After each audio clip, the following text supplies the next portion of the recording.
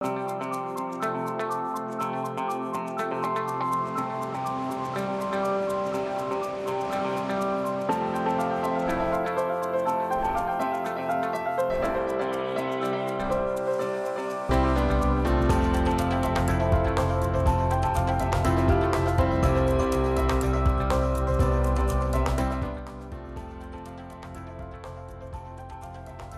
afternoon. Thanks for joining us across the fence. I'm Fran Stoddard. This year, over 1,000 Vermont National Guard soldiers will be deployed overseas. When moms and dads serve in the military, so too do their sons and daughters. That's why April is designated as the month of the military child. It's a way for the armed forces to recognize the important role children and families play in service to our country. In a moment, we'll learn how Vermont 4-H has been a longtime partner with the Guard in support of military kids. First, let's meet 3 young women who are helping one another while their dad is on duty. Keith Silva has our story. The Kozakowski sisters are like any set of sisters. You're the funny one. You're Funny, the peacemaker. loud. No, she's doing. Zofia is the oldest, followed by Tessia. Last, and certainly not least, is Raina. One thing that makes these young women different from their peers is Sergeant First Class Heath Kozakowski, or as they call him, Dad. He's very protective, and I like that about him because I'm very sensitive when it comes to movies, and he knows when to tell me to cover my eyes and cover my ears, which I really appreciate. He's a really goofy guy, and he's just my dad, and I love him. Currently, Dad is overseas on deployment with the Vermont Army National Guard. This whole deployment thing's really new to us, so we've never gone through it, and it's really hard, and it's like a totally uncharted territory for us, so it's confusing and brings up a lot of emotions, at least for me. It's really different, a little uncomfortable and sad at some times, but I know he's there, I know he loves me, and it's just really weird. Like if your best friend is absent from school, except a little bit more than a best friend. Vermont does not have a military base, which can be isolating for the nearly 2,800 military dependents living in Vermont. Is there anyone that you know that is going through something similar? Not that I know of. I go to a high school that has like 200 kids, so we're not very big, and if there is somebody who else is going through it, I don't know. These military kids, they're super proud, they're super strong, they're super resilient, but one thing we need to keep in mind as the civilian population is that they didn't sign up to be in the military, right? Brian Stoudenauer is a civilian contractor. He works as a child and youth program coordinator for the Vermont National Guard. Within the next 12-month time period, Vermont National Guard between the Air and the Army is looking at deploying over 1,000 service members. And that's 1,000 families that have a significant member of their household that's being taken from them. As proud as they are of their service member and their family, and as dedicated as they are to the state of Vermont and to our country, they didn't ask for this necessarily. So they're inherently an at-risk population. And even more so whenever they have a significant member of their household being removed for 6, 8, 12, 18-month time period. Stoudenauer is part of Military Kids Vermont, a group of youth development organizations, businesses, and individuals who work to support Vermont youth. Recently, Military Kids Vermont received 500 Hero Bears from Vermont Teddy Bear. The bears went to children of service members. Try northwest. Military Kids Vermont also partners with Vermont 4-H to host camps and other activities to foster peer-to-peer connections. They have military kids throughout their programs. So number one for me as the Child and Youth Coordinator for Vermont National Guard is that I know that they're getting good quality service programs within their local communities that's allowing them to also make those peer connections. It would be really tough to reach the corners of Vermont that we're able to reach if it wasn't for 4-H. The Kozakowski sisters have tried to stay connected to their dad using technology and old-fashioned ways of communicating, but it's far from perfect. We FaceTimed once, we could barely hear a thing he was talking about because he's on the other side of the world. But it was just good to see his face. Come to find out he's growing a mustache. So never seen that before. So that was pretty funny. We've also been trying to send letters. We've sent 2. The 3 of us have sent 2 letters each. It's like 3 to 4 weeks before he gets them because mail is so slow. But we're just trying to find as many ways as we can to stay in contact, which I think is really important, but it's also really hard. Another way the sisters have found to cope with their dad's deployment is to make a list of what they want to do when he comes home. Raina's list is very specific. Eat Fruity Pebbles. That's a kind of cereal. Okay. What else? Teach him how to play Minecraft. Okay. Okay. Give me one more. And have a snowball fight.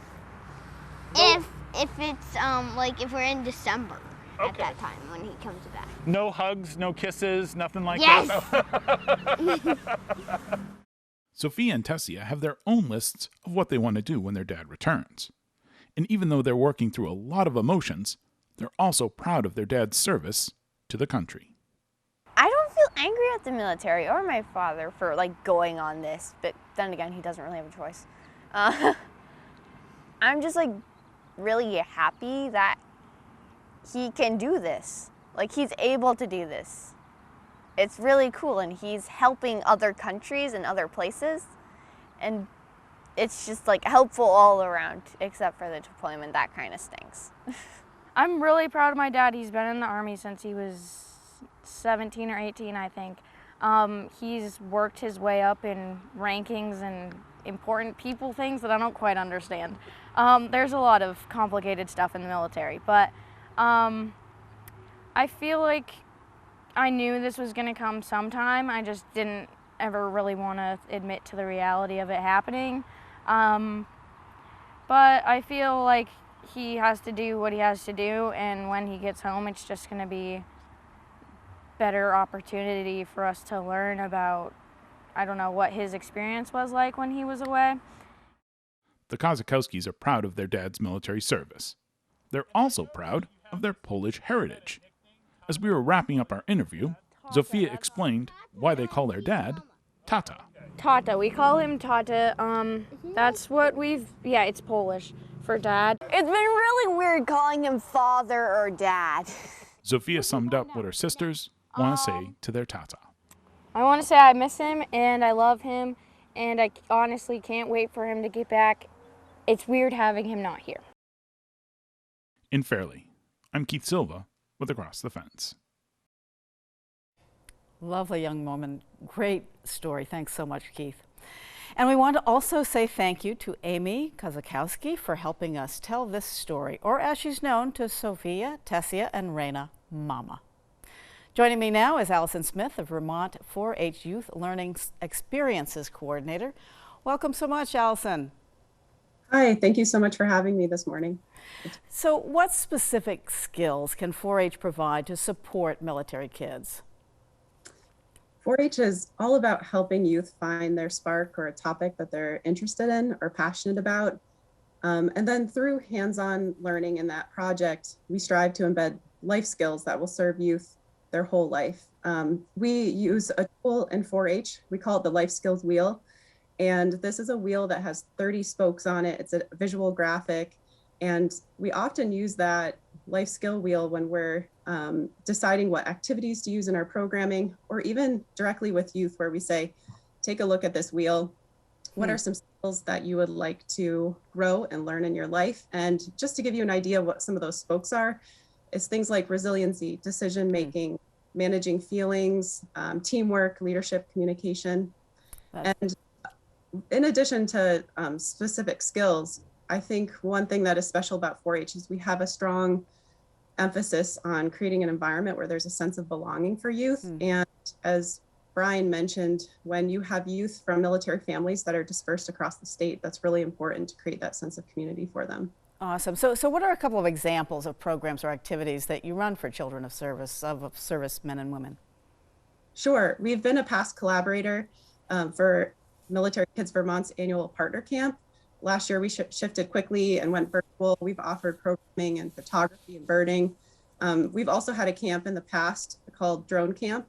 Unfortunately, that funding has run out, but we're looking for new pathways for that. Okay, and so we heard in the video how military kids gets benefits from 4-H, but on the flip side, how do kids from military families help out 4-H in general? Yeah, military kids are huge contributors to 4-H.